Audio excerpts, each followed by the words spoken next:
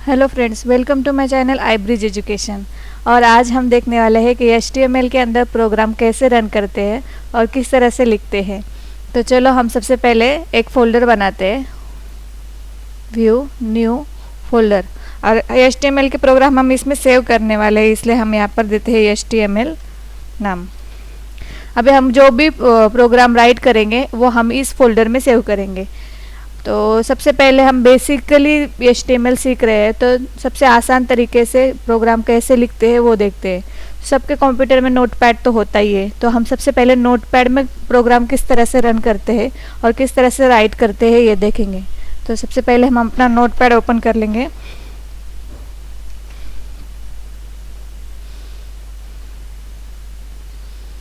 अभी नोटपैड के अंदर हम अपना प्रोग्राम लिखना स्टार्ट करते हैं।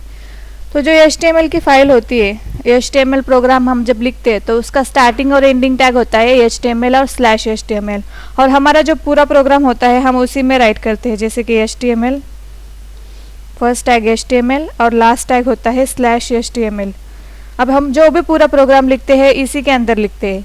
इसमें भी हमने देखा है कि दो पार्ट होते हैं, एक हेड पार्ट होता है और एक होता है बॉडी पार्ट। तो पहला पार्ट है हेड /हेड और दूसरा है बॉडी /बॉडी।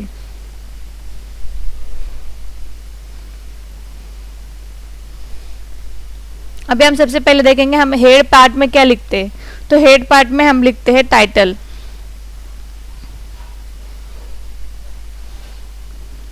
एक टाइटल दे देते हैं हम हमारे प्रोग्राम को।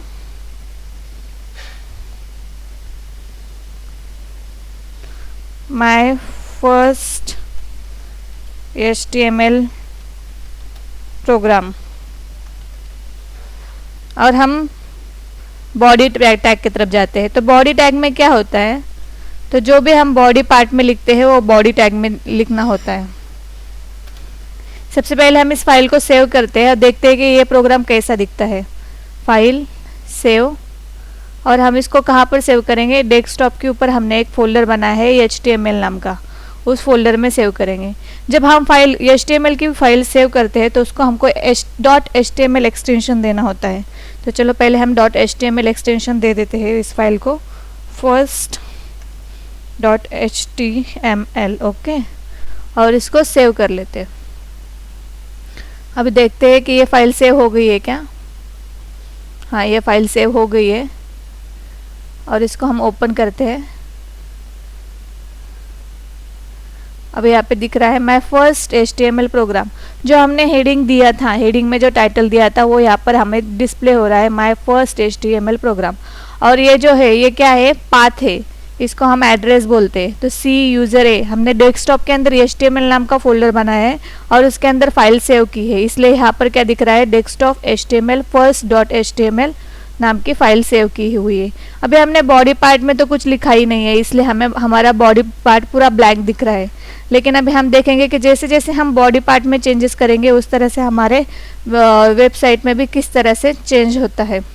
तो बॉडी पार्ट में हम सबसे पहले लिख लेते हैं, एक हेडिंग देते हैं H1 /H1। तो इसको हम देते हैं this is heading, this is heading, okay. अब इसको हम सेव कर लेते हैं, फाइल सेव, और हम यहाँ पर जाके रिफ्रेश कर लेते हैं। तो यहाँ पे आ गए हमारा दिस इज हेडिंग, मतलब जो भी हम बॉडी पार्ट में लिखेंगे वो हमको यहाँ पर दिखाई देगा। तो इस तरह से हमने H1 टैग का यूज़ करके दिस इज हेडिंग लिख लिया। अभी हमको ये तो समझ में आया कि जो हमने H1 लिखा है और /H1 लिखा है ये डिस्प्ले हो रहा है क्या, ये डिस्प्ले नहीं हो रहा है, लेकिन उसके अंदर का जो कंटेंट है सिर्फ वही डिस्प्ले हो रहा है, मतलब this content, only this content, okay. अभी हमने देखे थे कि हेडिंग के 6 टैग्स है, तो हम वो 6 के 6 टैग का यूज़ करके देखते हैं। दूसरा टैग है H2, फिर H2 /H2, इसमें लिखेंगे हम this is heading 2, this is heading 2। देखते हैं अभी ये सेव करके, फाइल सेव, और यहाँ जाकर रन कर लेते हैं। तो आ गया हमारा हेडिंग 2 जो H2 टैग में लिखा है। इन दोनों में डिफरेंस क्या है, तो सिर्फ ये हेडिंग की फॉन्ट साइज बड़ी है और ये हेडिंग की फॉन्ट साइज उससे कम है। तो अभी नेक्स्ट हम और डालते हैं उस तरह से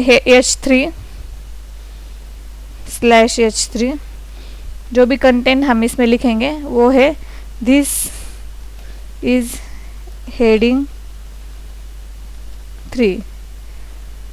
वैसे ही H4 टैग के लिए भी लिखेंगे, H4 टैग के लिए दिस इज हेडिंग 4/H4।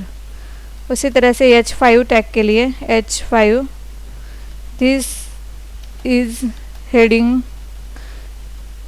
5 और ये /H5। उसी तरह H6 टैग के लिए दिस इज हेडिंग 6 और ये /H6। अब एक P टैग भी देखा था हमने, तो वो डालते हैं दिस इज पैराग्राफ और इसको भी /P कर देते हैं।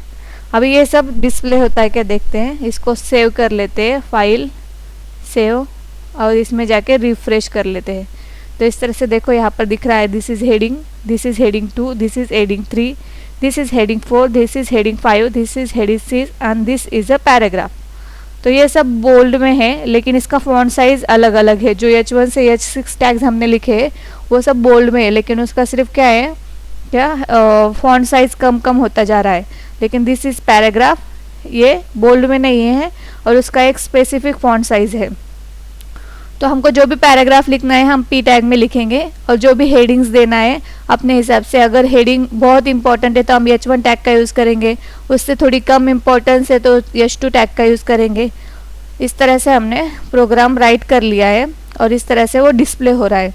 अब नेक्स्ट इसमें हम देखेंगे कि ये जो हेडिंग है इसको कलर कैसे देते हैं, उसके बाद इसको बैकग्राउंड कलर कैसे देते हैं, और इसमें नए नए चेंजेस जो है वो हम नेक्स्ट पार्ट में सीखेंगे। तो चलो, thank you so much friends.